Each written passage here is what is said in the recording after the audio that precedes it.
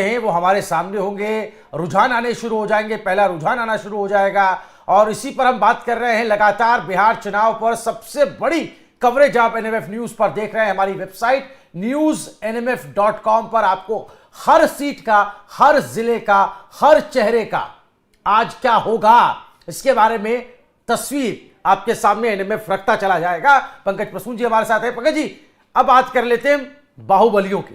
बिहार के चुनाव का जिक्र हो और बाहुबलियों की बात ना हो तो भैया ये तो बहुत बड़ी नाइंसाफी है। इस बार जो बाहुबली अपनी किस्मत आजमा रहे हैं, बाहुबलियों के सीटों के बारे में थोड़ा सा बताएं और उनकी किस्मत क्या करवट लेगी आज, आपका अनुमान क्या है? एक एक करके शुरू करते हैं। सबसे पहले मोकामा में दोनों बाहुबली हैं, आपको पता है, अनंत सिंह और सूरजभान सिंह। हालांकि सूरजभान सिंह की पत्नी लड़ रही है चुनाव, लेकिन लोग कह रहे हैं कि सूरजभान सिंह और अनंत सिंह के बीच ही मुकाबला है। ये देखने वाली बात हुई क्योंकि दोनों तरफ से मिठाइयाँ बननी शुरू हो गई है।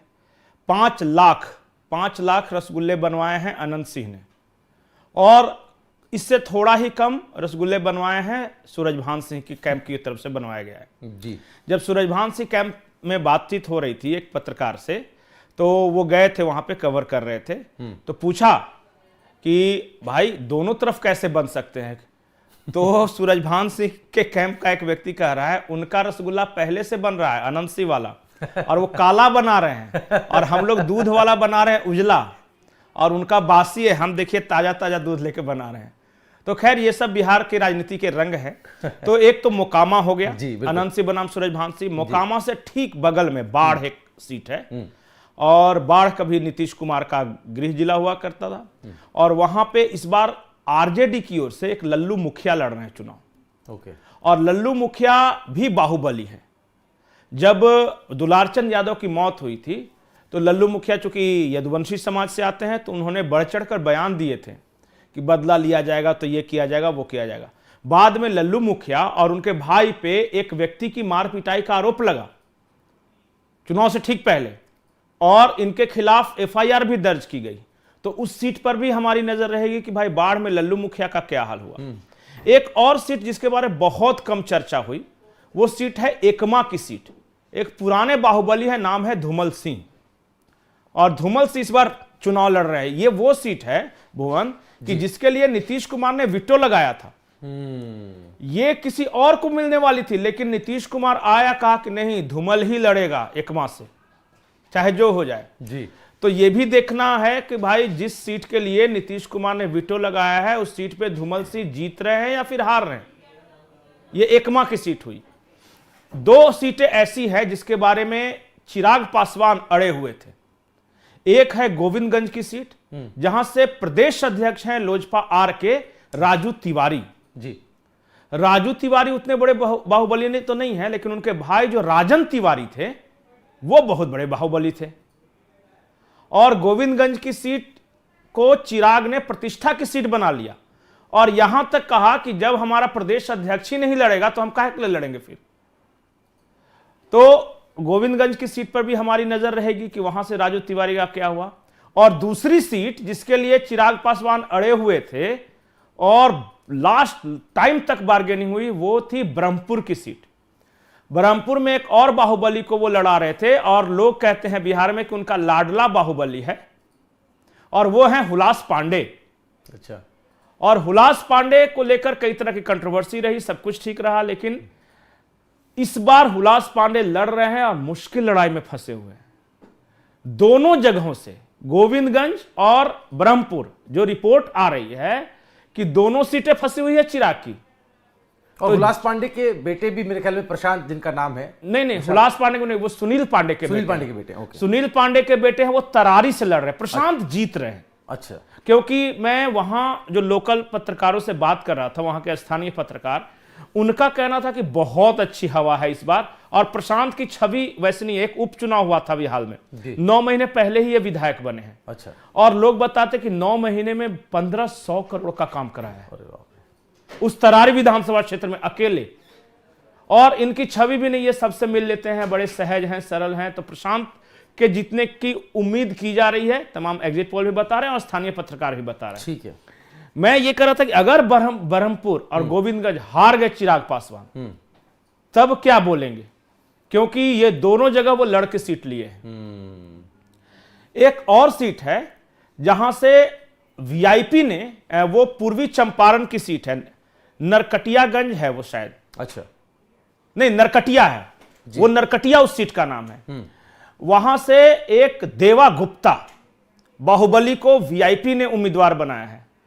और ये सीट पता है भुवन, इंटरेस्टिंग क्या है कि इसी सीट पर जाकर मुकेश सहनी ने कहा था कोई बोलते ही रहे, और ये अच्छा मैसेज नहीं गया। अच्छा वहां पे जी नरकटिया पे हमारी नजर रहेगी कि भाई, और ये भी कहा था कि नरकटिया का किंग है देवा भाव। अच्छा हाँ, वो देवा गुप्ता नाम है उनका। जी, तो ये कहा था, उस सीट पे भी नजर बनाए रखिएगा क्योंकि बड़ा इंटरेस्टिंग है। हाँ। सबसे मजेदार सीट के बारे में बताता हूं जी। एक, जब पूर्वी चंपारण की बात है, ये सुगौली सीट है। वहां पे सुगौली में बड़ा अजीब कुछ हुआ। वहां वीआईपी ने एक उम्मीदवार दिए महागठबंधन की ओर से, ठीक है। वो उम्मीदवार पिछली बार का विधायक है, अच्छा, और इस बार उसका नामांकन रद्द हो गया, अरे बाप रे, कैंसिल हो गया।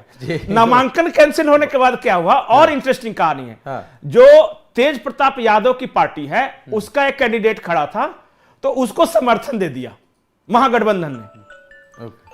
तो जब महागठबंधन ने समर्थन दे दिया जी, तो वो आदमी गाजा बाजा के साथ, बैंड बाजा के साथ नॉमिनेशन के लिए निकला। जी, कैंडिडेट तेज प्रताप यादव की पार्टी का, समर्थन महागठबंधन का। और जब पूरा निकला तो तेज प्रताप को खबर हुआ। जी, तेज प्रताप ने बकायदा चिट्ठी जारी कर उसको हटा दिया पार्टी से, और चुनाव आयोग कहा कि ये तो हमारा कैंडिडेट है, ये पार्टी के अनुशासन के खिलाफ है, ये महागठबंधन से कैसे सपोर्ट लिया, सो इसका भी कैंसिल करो। उस कैंडिडेट का भी कैंसिल हुआ। अच्छा, तो अब वहां नौबत यह है कि वहां मुकाबला महागठबंधन और एनडीए के बीच नहीं है। हाँ, क्योंकि जो मूल कैंडिडेट उनका कैंसिल हुआ और तेज प्रताप यादव ने कैंसिल करा दिया। अब वहां जन सुराज और बीजेपी के बीच मुकाबला है। तो वहां मतलब वो लड़ाई से ही बाहर चले गए हैं। हाँ, लड़ाई कोई है ही नहीं, तो कोई क्या है ही करेंगे? नहीं। एक सीट और है, मैं आपका ध्यान उस तरफ लाना चाहता हूं, अररिया जिले की जोकीहाट सीट, जोकीहाट, और 2020 की तरह ही इस बार भी ये चर्चा में है। जोकीहाट के बारे में बताता हूं कहानी। हाँ। एक तस्लीमुद्दीन हुआ करते थे, बहुत दिग्गज नेता। जी, इस बार तस्लीमुद्दीन के दोनों बेटे चुनाव लड़ रहे हैं। जो एक बेटा है शाहनवाज, जो कि बड़े हैं, वो लड़ रहे हैं महागठबंधन से, और जो छोटे हैं वो जनसुराज से लड़ रहे हैं। और इतना ही नहीं, ये दो भाइयों की लड़ाई में और भी है वहां। इस बार चतुष्कोणीय मुकाबला है वहां पे। वहां पे सबसे बड़ी बात है कि ओवैसी भी स्ट्रांग है और एनडीए ने भी दे रखा है। तो जोकीहाट वाली जो सीट है, वो देखना हो कि तस्लीमुद्दीन के दोनों बेटे आपस में, ये भाई भाई की लड़ाई में कोई तीसरा मलाई न खा जाए।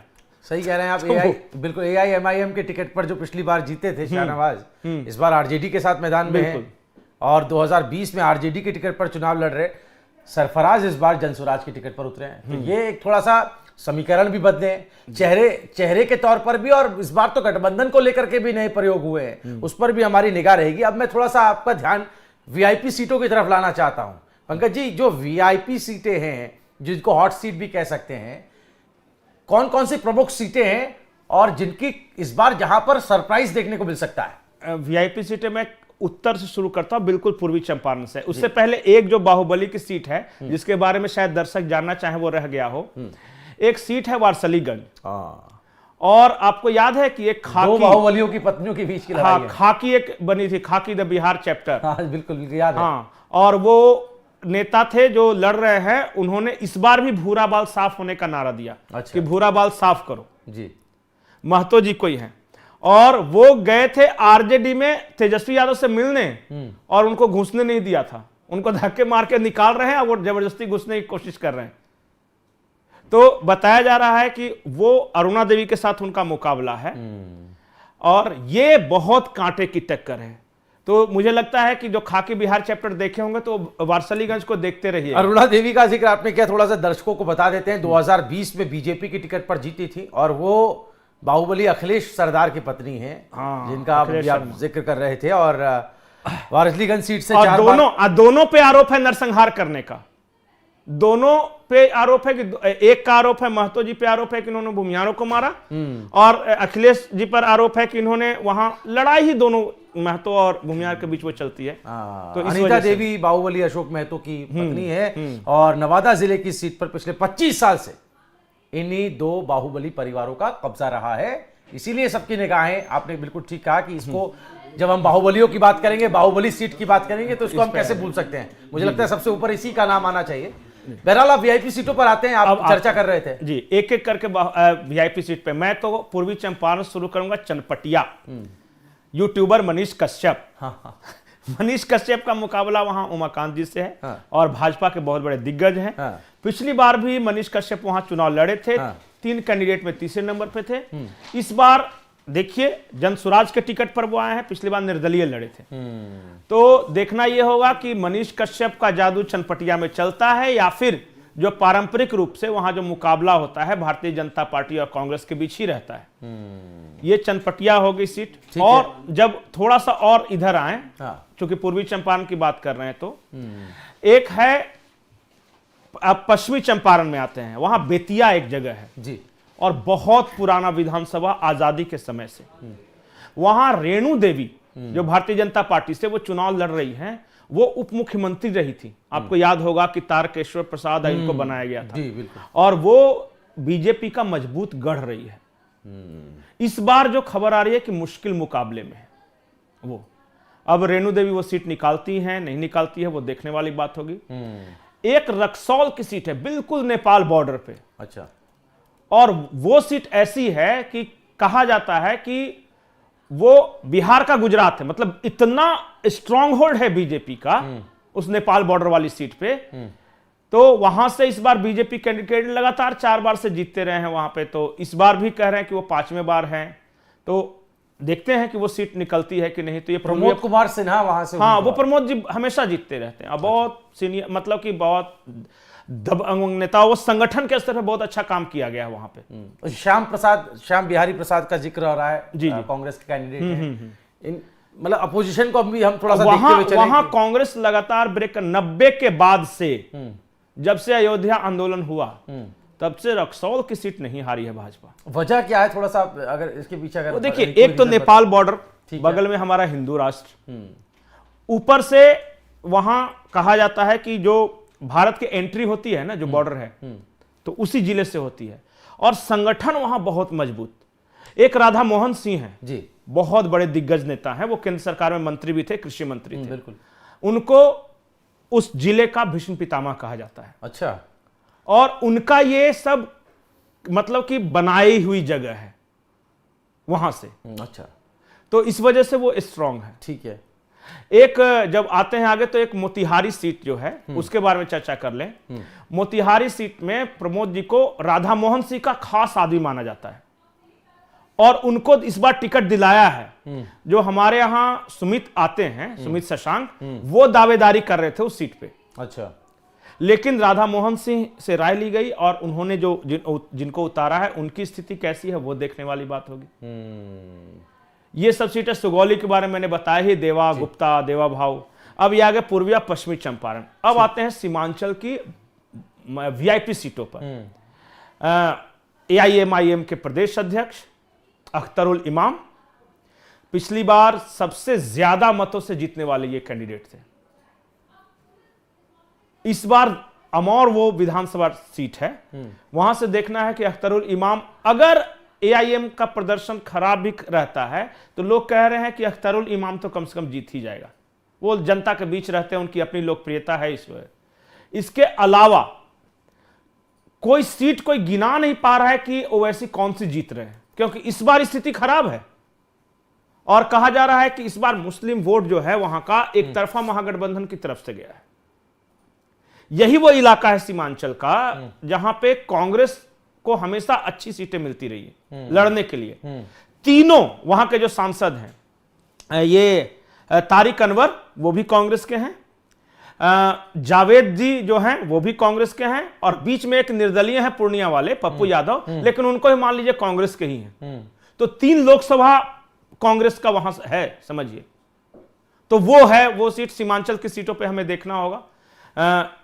उसके बाद आ जाते हैं मधेपुरा। मधेपुरा में पूर्व शिक्षा मंत्री चंद्रशेखर जी आरजेडी से लड़ रहे हैं, तो उनकी स्थिति इस बार मजबूत बताई जा रही है। फिर थोड़ा सा अब आ जाते हैं नीचे की ओर, सीमांचल हो गया, छू के निकल गया क्योंकि बहुत लंबा हो रहा है। उसके बाद आते हैं, एक सीट है लालगंज, और लालगंज में मुन्ना शुक्ला बाहुबली और उनकी बेटी शिवानी शुक्ला। शिवानी शुक्ला विदेशों से पढ़ाई करके आई है, लॉ की डिग्री है उनके पास, बोलती बड़ा बढ़िया है, मीडिया की फेवरेट है और चार्म है। इस बार उनको टिकट नहीं मिल रहा था, तो पूरा रोना धोना, पूरा वीडियो उनका वायरल हुआ। हाँ बिल्कुल। और लालगंज की सीट में शिवानी शुक्ला का मुकाबला है सतीश कुमार सिंह से। वो सीट वीआईपी मानी जा रही है, वो देखना होगा। आमतौर पे संजय कुमार सिंह, हाँ, सतीश कुमार सिंह, संजय कुमार सिंह का उनका। तो लालगंज के बारे में एक बात बता दूं कि उल्टा है लालगंज में। पूरे बिहार में जो भूमिहार समाज है वो आरजेडी का विरोधी माना जाता है, और शिवानी शुक्ला भूमिहार है, उनको टिकट दिया है। बताइए। और वहां पे कहा यह जा रहा है कि वहां का जो भूमिहार है अधिकतर शिवानी शुक्ला के साथ है, और जो बाकी जो है जो वो उधर है। ये मुझे लगता है बिहार में ही हो सकता है। हाँ, नहीं, seat by seat, candidate by candidate होता है ना। हाँ, और नहीं तो जो समीकरण ये वैशाली जिले में है लालगंज की सीट, जी जी वो है जी। एक और सीट में आपको इंटरेस्टिंग सीट बताऊं, गौड़ा बौराम। ये ऐसी सीट है कि जहां पे वीआईपी और आरजेडी दोनों ने अपना अपना कैंडिडेट दिया था, और अंतिम समय तक दोनों में से कोई वापस लेने के लिए तैयार नहीं। लेकिन कहानी सिर्फ इतनी नहीं है, मुकेश सहनी के भाई को वीआईपी ने टिकट दिया था वहां पे, जो छोटे भाई है संतोष सहनी को जी। और आरजेडी ने एक ऐसे कैंडिडेट को टिकट दिया, सिंबल दिया, जिसको पार्टी ने निकाल दिया था। अच्छा, आरजेडी से निकाले हुए थे जी। लालू जी ने बुला के उनको सिंबल दे दिया। हाँ। तो वो हो गए आरजेडी के कैंडिडेट, और मुकेश सहनी के भाई हो गए वीआईपी के कैंडिडेट। अब चलता रहा, दोनों कैंपेन कर रहे हैं। चुनाव होना है 6 तारीख को। 5 तारीख को तेजस्वी यादव एक वीडियो जारी करते हैं कि गौड़ा बौराम की जनता से अपील है कि आप संतोष सहनी को दीजिए, वीआईपी का जो उम्मीदवार है वही हमारा ऑफिशियल कैंडिडेट है, और बाकी किसी भ्रम में मत रहें। तेजस्वी यादव का वीडियो वायरल होता, उससे पहले एक प्रेस कॉन्फ्रेंस हुई, मुकेश सहनी, संतोष सहनी सब बैठे थे। मुकेश सहनी अनाउंस किया कि मेरा भाई विड्रॉ कर रहा है। अच्छा, तो अब वहां जिसके लिए तेजस्वी ने वीडियो जारी किया वो विड्रॉ कर गया। और यही तो एक ऐसी तस्वीर उभर रही है। 10 से 12 सीटें, इस पर हम चर्चा पहले कर चुके हैं, बिल्कुल। जब हमने और हालत ये है वहां की कि जैसे ही संतोष सहनी ने हटने की घोषणा की, तो जो सहनी मतदाता, जो मल्लाह मतदाता हैं, उनका चलता है टसल मुसलमानों के साथ। उनमें से एक बड़ा तबका आ गया एनडीए की तरफ।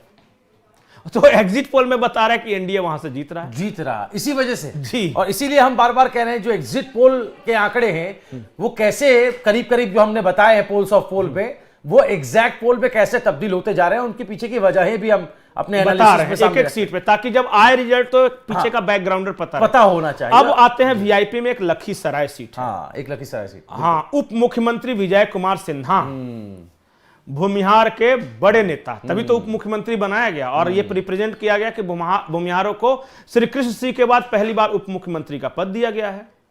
लेकिन भाई साहब, उनकी हालत ठीक नहीं है लखीसराय में। अच्छा, अमरीश कुमार वहां से कांग्रेस कैंडिडेट। हाँ, और आप देख रहे हो कि 2-3 वीडियो वायरल हुआ कि उनके गाड़ी पे गोबर फेंक दिया गया। तो हाँ, वो पता चला कि वो जो एमएलसी हैं उनके साथ ये झगड़ा करने का वीडियो उस वक्त आया था ना चुनाव के लिए। बिल्कुल बिल्कुल, अच्छे से याद। हाँ, तो वो पता चला कि वो सीट फंसी हुई है। अच्छा, एक और सीट जो फंसी हुई है जिसमें बीजेपी के एक बड़े नेता है, वो है सिवान प्रॉपर। मंगल पांडे, बीजेपी के पूर्व प्रदेश अध्यक्ष, पूर्व स्वास्थ्य मंत्री, इस बार मंगल पांडे जी के सामने लड़ रहे हैं अवधेश प्रताप सिंह, या अवधेश चौधरी नाम है उनका, अनुभवी चौधरी। नहीं, मैं ये सिवान प्रॉपर, मंगल पांडे के ठीक अपोजिट, वो 4 बार के विधायक, अवध बिहारी चौधरी। हाँ, अवध बिहारी चौधरी 4 बार के विधायक हैं जी, और मंगल पांडे भी दिग्गज नेता। तो लोग कह रहे हैं कि मंगल पांडेवा को फंसा दिया गया इस बार। यही कह रहे हैं, काहे तो उनको मुश्किल सीट दे दी गई, या बेचारे का सीट फंस गया। तो ये सीट पे नजर बनाए रखने होगी सिवान वाली। और सिवान के बगल में जब बात करेंगे ना, तो हिना साहब, शहाबुद्दीन के बेटे ओसामा साहब, वो सीट ऐसी है जिसमें अमित शाह गए योगी आदित्यनाथ गए और योगी आदित्यनाथ ने खूब बुलडोजर और ये सब अतीक अहमद की बात की। रघुनाथपुर है ये सीट जी।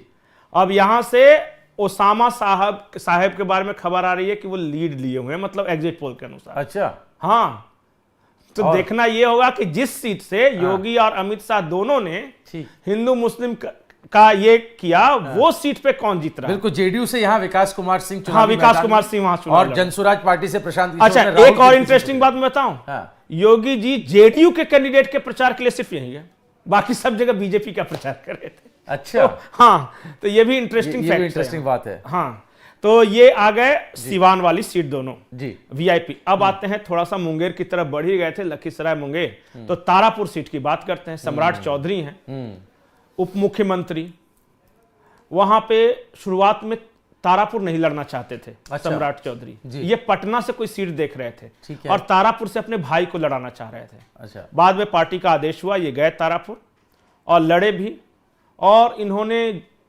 जनसुराज वाले को थोड़ा सा मिला भी लिया अपनी तरफ। अच्छा। हाँ, थोड़ा सेटिंग गेटिंग के मास्टर आदमी हैं। तो ये नाम जी अभी इनको लीड बताई जा रही है। अरुण कुमार शाह वहां से। हाँ, वो अरुण कुमार शाह हैं, उनका आरजेडी के कैंडिडेट। जी, आरजेडी कैंडिडेट है। तो क्या लग रहा है आपको? नहीं, यहाँ पे सम्राट चौधरी को लीड हर एग्जिट पोल में बता रहा है कि सम्राट चौधरी सीट निकाल लेंगे। अच्छा, चलिए अब कुछ ऐसी सीटों का जिक्र कर लेते हैं।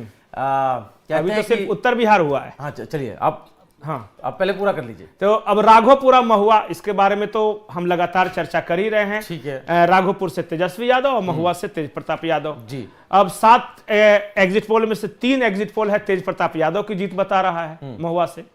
राघोपुर से तेजस्वी की लगभग हर एग्जिट पोल में जीत बताई जा रही है। बिल्कुल, वो वहां आ गए। अब मुझे लगता है कि इधर का पूरा उत्तर बिहार का, और हाँ, एक अलीनगर की सीट छूट गई, मैथिली ठाकुर। मैथिली ठाकुर के बारे में मैं बताऊं कि वो सीट जो है आरजेडी का गढ़ है। आरजेडी का गढ़ इस लिहाज से कि वहां से एक अब्दुल बारी सिद्दीकी है, आरजेडी के बहुत सीनियर नेता। अब्दुल बारी सिद्दीकी की वो सीट थी और लगातार 4 बार वो जीते थे। पिछली बार अब्दुल बारी सिद्दीकी ने वो सीट छोड़ दी और विनोद मिश्रा जी को दे दिया वो।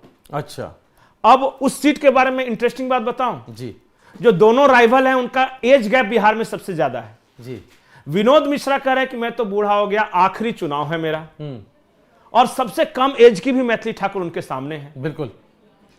तो मैथिली ठाकुर के साथ महिलाओं का वोट, और इनके साथ ब्राह्मणों की मैं बात कर रहा हूं, ब्राह्मणों में पुरुष जो हैं विनोद बाबू के पास हैं कि चलिए विनोद मिश्रा का आखिरी है, बुजुर्ग हैं, स्थानीय हैं। और इनके बारे में जो मैथिली ठाकुर के बारे में कहा गया, अरे ये तो बाहर की है, ननिहाल है उसका, इस तरह से नैरेटिव बनाया गया। हाँ, नैरेटिव बनाया गया। लेकिन इसके बावजूद महिलाएं मैथिली ठाकुर की तरफ है। अब देखना होगा कि महिलाओं और पुरुष की लड़ाई में कौन जीतता है। मैं आपको पंकज जी बीच में रोक रहा हूं, हमारे साथ हमारे संवाददाता हैं निगम नारायण जी, उनके पास चलते हैं, जरा जमीन में जायजा लेते हैं। आज क्या कुछ है, आज तो बिहार का मुस्तकबिल तय होना है, कौन किसके सिर आज सजेगा, वो सेहरा जो तय करेगा, या किसके हाथ में 5 साल के लिए बिहार की किस्मत जाएगी। चलिए निगम नारायण के पास चलते हैं, अपने संवाददाता हमारे जुड़ गए हैं। निगम, अगर आपको मेरी आवाज़ आ रही है तो बताएं, क्या इस वक्त, अभी तो वक्त है, थोड़ी देर बाद मतगणना शुरू होगी, लेकिन अभी क्या हलचलें हैं बिहार में, क्या देखने को मिल रहा है? ये अभी सर मेरी मौजूदगी राजधानी पटना में है, जहाँ पे मतगणना होने हैं। मैं उसी मतगणना केंद्र पे अभी मौजूद हूँ और आप चलिए, कोई तकनीकी दिक्कत है पंकज जी, उनके साथ अभी हम दोबारा से उनको जोड़ने की कोशिश करेंगे। फिलहाल मैं उस पर आ रहा था, स्क्रीन के सितारे चुनावी मैदान में पधारे, जीते या हारे, चलिए इस पर बात कर लेते हैं। भोजपुरी स्टार्स, भोजपुरी स्टार्स की बात कर लेते हैं। ये हैं तो भोजपुरी स्टार, लेकिन पूरे देश में और दुनिया में अपनी पहचान रखते हैं। कुछ बड़े चेहरों पर बात कर लेते हैं पंकज जी, जिन पर सबकी निगाहें हैं। उनका तो अपना फैन बेस भी है जो इंतजार कर रहा होगा। भोजपुरी स्टार्स का दिन अच्छा नहीं लग रहा है।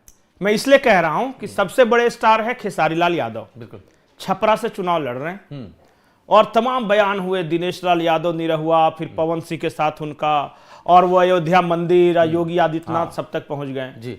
लेकिन जो एग्जिट पोल्स हैं वो कह रहे हैं कि खेसारी लाल यादव की स्थिति ठीक नहीं है। अच्छा। उनके सामने छोटी कुमारी है, ओके, वो वैश्य बिरादरी से आती है, वैश्य का एक सब कास्ट होता है, वहां से आती हैं वो। और बताया जा रहा है कि खेसारी लाल यादव लड़ तो अच्छा रहे हैं छपरा सीट, लेकिन शायद वो पीछे हैं। ये तमाम एग्जिट पोल ये बता रहे हैं। जी। तो वो इस सीट जो है कांटे की टक्कर में मान के चल रहा हूं। नहीं, उनके जो बयान जिनका जिक्र अभी आप कर रहे थे, जी जी जी, राम मंदिर को लेकर नहीं के तो अभी वो जो बहुत कुछ बोल रहे थे, और राम मंदिर में कि अस्पताल बना दो तो हाँ, वो स्कूल कुछ बना दो। आपको लगता है वो इम्पैक्ट डालेगा नतीजों में? उल्टा क्या हुआ पता है वहां पे? देखिए, वो छपरा जो सीट है ना, वो थोड़ा सा उसमें ग्रामीण परिवेश का भी माहौल है, शहर तो है ही। जो अयोध्या राम मंदिर प्रतिष्ठा के बाद सबसे ज्यादा लोग अगर दर्शन के लिए गए ना, तो छपरा से बसें जा रही थी। अच्छा। और कौन जा रहे थे पता है? दलित लोग। और दलित, ये कामेश्वर बैठा हुआ करते थे। अच्छा। जब 90 का आंदोलन शुरू हुआ था ना, अयोध्या आंदोलन, जी। तो पहली ईंट उन्होंने रखी थी, वो दलित समुदाय से। क्या बात। तो एक एसोसिएशन है, और है। पूरा विश्व हिंदू परिषद, राष्ट्रीय स्वयंसेवक संघ, सबकी कोशिश है कि इसे अपर